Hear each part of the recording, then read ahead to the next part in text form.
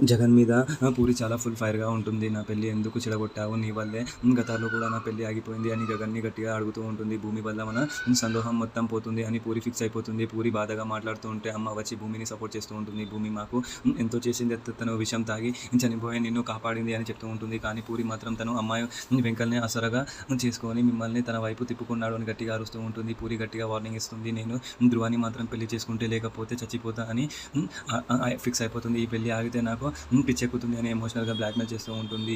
చెల్లి సందేహం కోసం గగన్ ఒక పెద్ద స్కెచ్ ఇంకా స్టెప్ తీసుకుంటాడు. పూరికి ధృవతో పెళ్లి జరగాలి అంటే నేను కూడా తారాని పెళ్లి చేసుకుంటే అని అనౌన్స్ చేస్తాడు. ఇది విన్న భూమికి పిచ్చెక్కిన రేంజ్లో మళ్ళీ షాక్ ఇస్తారు.